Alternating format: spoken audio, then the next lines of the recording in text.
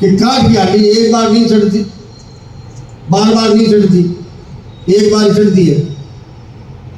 और आपने 7 बार चढ़ा दी, अब 8वीं बार चढ़ा दी। आज ये जो मंडल और बूथ अध्यक्षों की मीटिंग रखी है,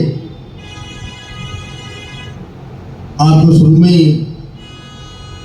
आपने बता दिया कि किस तरह हमें बूथ को मजबूत करना है, अपनी रणनीति बनानी है। निश्चित रूप से अपने 296 बूथ है, एक अध्यक्ष और एक प्रभारी। तो इस तरह गांव में सूचना दी गई। कार्यकारिणी की अलग बात है, पूरे कार्यकारिणी को नहीं कहा गया। तो सबसे पहले तो मैं आप सबको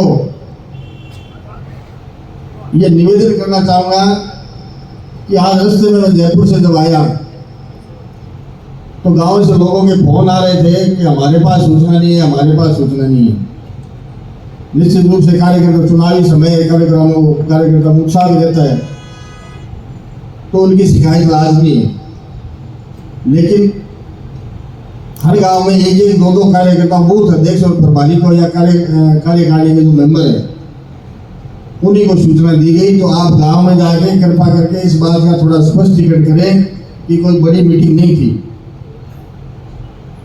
और अभी आने वाले अक्टूबर में 9 और 10 तारीख को पंडित जी की पुण्यतिथि है, पहली पुण्यतिथि।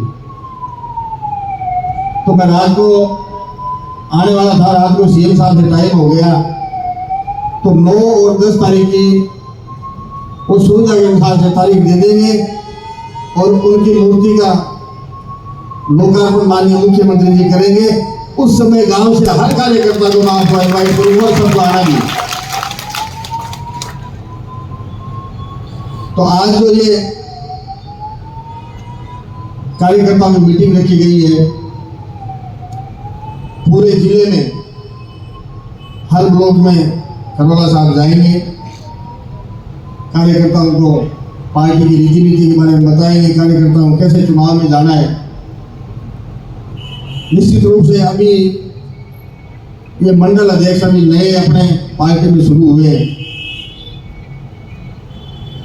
बूथ में कार्यकारिणी का अब एक नवाचार, क्योंकि विपक्षी पार्टियां, अभी भाई राजेश बता रहा था, विक्रम सिंह जी बता रहे थे, तो विपक्षी पार्टियां ये पन्ना प्रमुख कर पता नहीं क्या क्या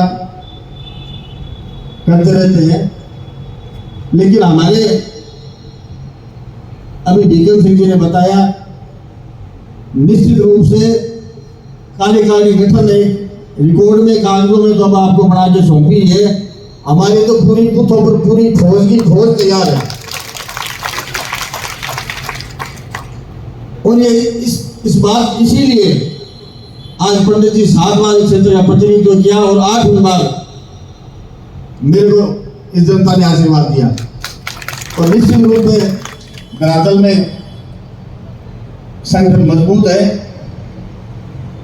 और अब जो कार्यकर्ताओं को बूथ लेवल में जो जिम्मेदारी दी गई है, अध्यक्ष बनाया गया है, बूथ प्रभारी बनाए गए हैं और 10-10 कार्यकर्ताओं का कार्यकारिणी बनाई गई है, तो निश्चित रूप से वो कार्यकर्ता भी अपने आप को सम्मानित समझेंगे और जोश के साथ काम करेंगे।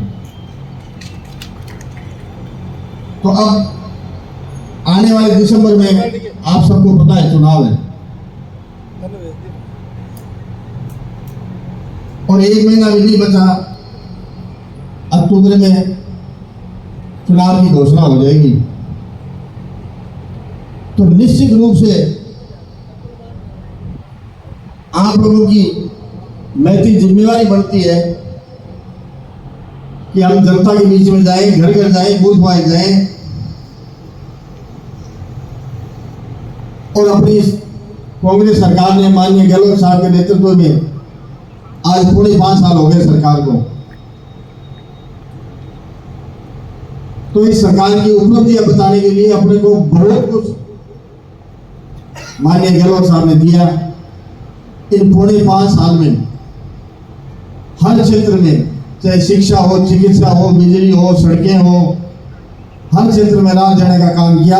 चाहे ओपीएस कर्मचारियों के लिए हो, महंगाई से निजात देने के लिए चिरंजीवी योजना हो, गैस सिलेंडर हो, इतनी योजनाएं इस सरकार ने जनता को राहत देने के लिए लागू की, धरातल पे की, तो उनको गिनाते गिनाते काफी वक्त लगेगा। और पंडित जी ने 7 बार यहाँ से आपका प्रतिनिधित्व किया, इस क्षेत्र का प्रतिनिधित्व किया।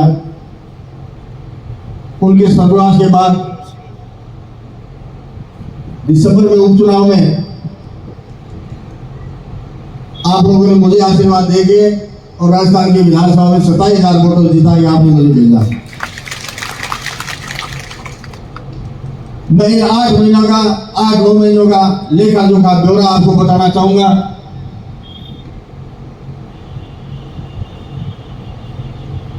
जब माननीय मुख्यमंत्री जी नॉमिनेशन के समय आए थे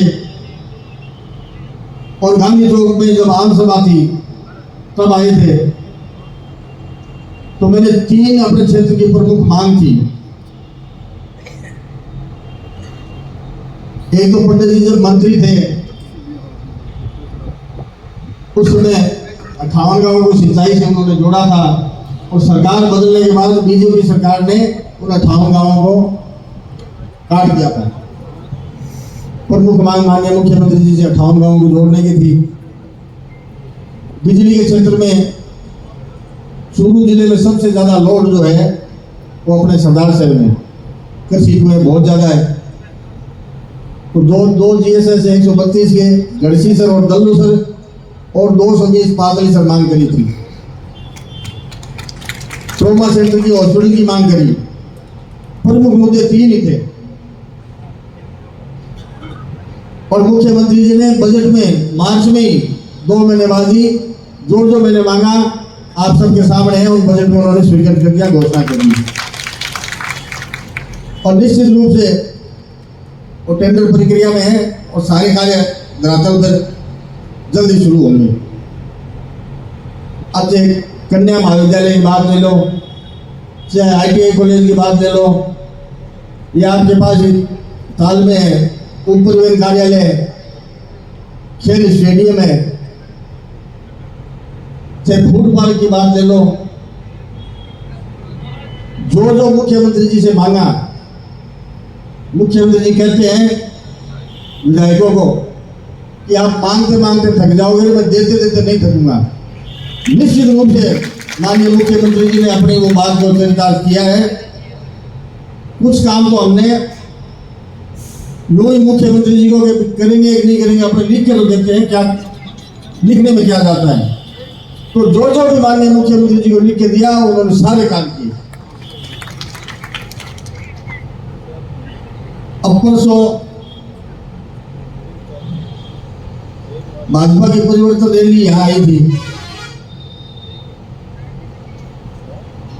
नेता प्रतिपक्ष राजेंद्र जी राठौर साहब फरमा रहे थे गांव में ट्यूबवेल बोल दिए, वो नहीं हुआ, ये नहीं हुआ।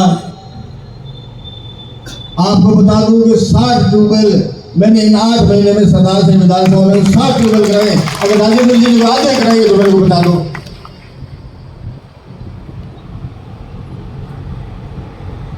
तो मेरा कहने का मतलब जनता में जाना है, घर घर जाना है, और सरकार की उपलब्धियां सरकार आम जन तक पहुंचानी है।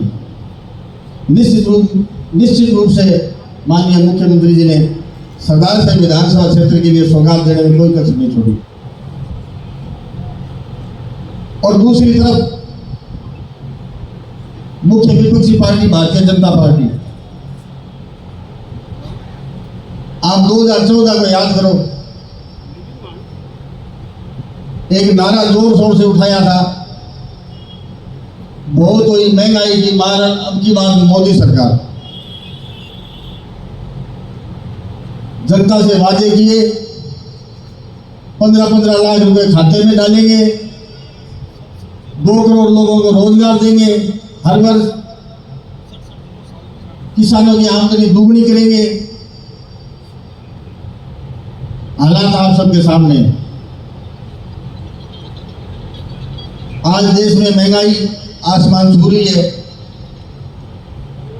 उस समय स्मृति ईरानी जी 450 रुपये सिलेंडर था उस समय, और बैलगाड़ी पे सिलेंडर रखिए और जंतर मंतर पर प्रदर्शन करते थे। आज 1150 रुपये सिलेंडर हो गया। डीजल पेट्रोल के भाव आसमान छू रहे हैं और इससे हर क्षेत्र में महंगाई बढ़ रही है। लेकिन इनको देश की जनता की समस्या से, जो महंगाई से जनता पीस रही है, उनसे मतलब नहीं है। इन्हें तो सरकार सत्ता किस तरह हासिल हो, सांप्रदायिक बातें करके, धर्म के नाम की बातें करके, भाई से भाई को लड़ाने की। अब एक पीछे ये नया सिकुड़वा छोड़ा है, इंडिया, और नाम बदल के इसको भारत। अरे भाई, संविधान में है इंडिया को और भारत को एक ही बात है, लेकिन देश की जनता का मुख्य मुद्दों से ध्यान भटकाने के लिए ये इस तरह के नए नए प्रोपेगेंडा करते रहते हैं। इसलिए हमें समझने की जरूरत है। अब ये परिवर्तन यात्रा निकल रही है, इससे पहले एक यात्रा और निकली थी, क्या नाम ग्रांड जी, जन आक्रोश यात्रा। जन आक्रोश यात्रा निकाली अपने विधानसभा चुनाव के उपचुनाव के बाद। तो 27,000 की जनता ने तो जन आक्रोश पहले ही व्यक्त कर दिया बीजेपी के खिलाफ, और 27,000 से आगे भेज दिया उनको। तो यहाँ तो यात्रा आसपास आई ही नहीं, 27,000 तो घुसी को यात्रा। और अब चल रही है परिवर्तन यात्रा। परिवर्तन यात्रा की हाल देख रहे हो आप, चारों जगह से इनके पार्टी के केंद्रीय नेताओं ने ये यात्राओं की शुरुआत की। आप लोगों ने टीवी में, सोशल मीडिया में, पेपरों में कहीं पढ़ा होगा। सिवाय धार्मिक बातें करने के, मंदिर मस्जिद की बातें करने के, कोई विकास की इन 9 सालों में केंद्र की मोदी सरकार ने क्या जनता के हितों के लिए क्या उपलब्धि है, कोई विकास की बात नहीं करी और जनता को भ्रमित करने का काम किया।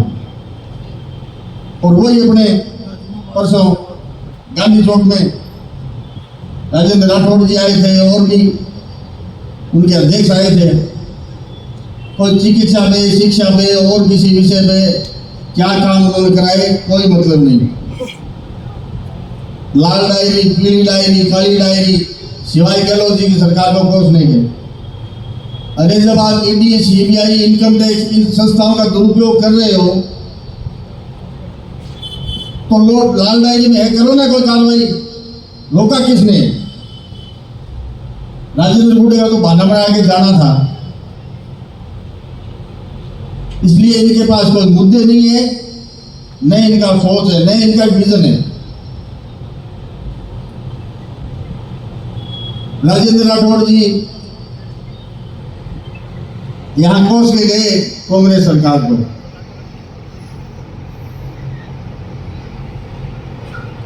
एक दो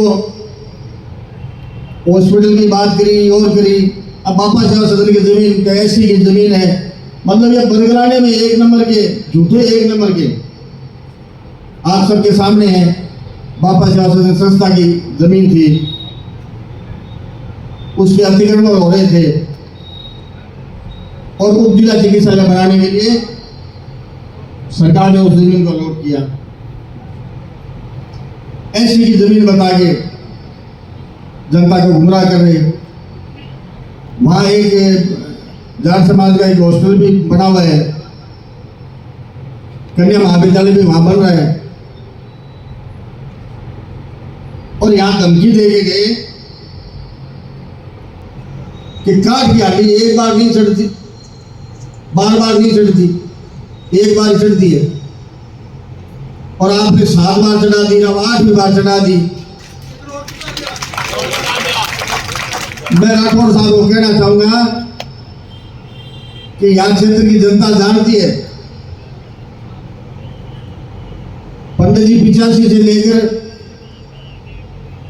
अभी दिसंबर तक 7 बार प्रतिनिधित्व किया, उससे पहले भी वो सरपंच रहे, प्रधान रहे, क्षेत्र की जनता को अपना परिवार माना और तन मन धन से उनकी सेवा करी। लेकिन आपने भी 7 बार प्रतिनिधित्व किया। चूरू में जो महत्वपूर्ण चाहे मेडिकल कॉलेज हो, चाहे कोई कन्या महाविद्यालय की बात हो, ये बड़े बड़े जो काम हुए हैं वो कांग्रेस सरकार की ही देन है, कांग्रेस ने कराए।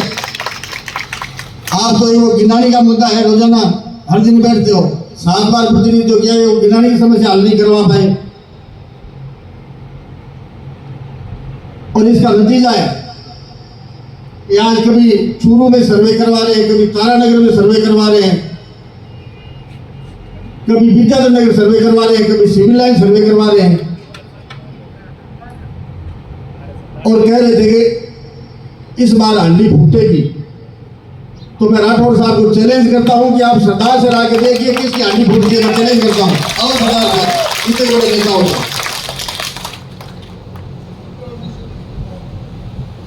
लेकिन अच्छा, एक बात और याद आ गई कि राजकुमार को विधायक बना दिया। इसकी चाल देखो, इसकी अकड़ देखो। जनता में तो नंबर रहता है, लेकिन विधानसभा में आप 1700 जीत के अकड़ के चलते हो, तो 27,000 जीता हूँ, बात तो सामने अकड़ के चलूंगा ही।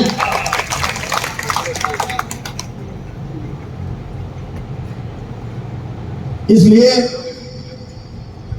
अब जुम्मे का टाइम है, जुम्मे का दिन है, आप लोग सारे भोजन करके जाओगे, पहले नहीं जाओ, ज्यादा समय नहीं लूंगा।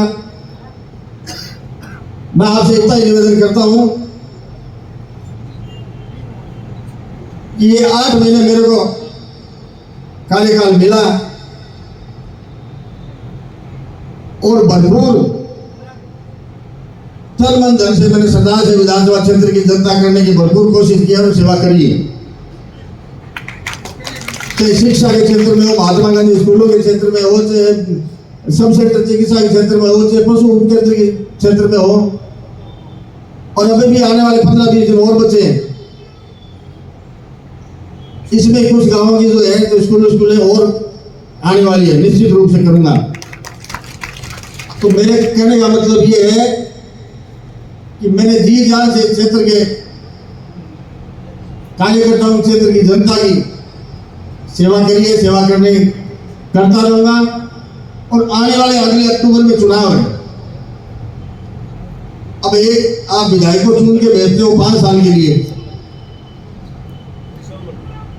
तब विधायक का दायित्व है कि क्षेत्र की जनता की सेवा करे, क्षेत्र का विकास करे। लेकिन अब जब चुनाव की घोषणा हो जाएगी, उसके बाद काम आपका है। जब तक चुनाव मतदान नहीं हो जाए, वो 1.5-2 मिनट डट के आप मेरे लिए मेहनत करो, भागादौड़ी करो, और फिर 5 साल मन हाथ जोड़े रखो। तो ज्यादा नहीं कहते, आप सब आए, सबका बहुत बहुत स्वागत, और सारे भोजन करके पधारेंगे। बहुत बहुत धन्यवाद। जय हिंद।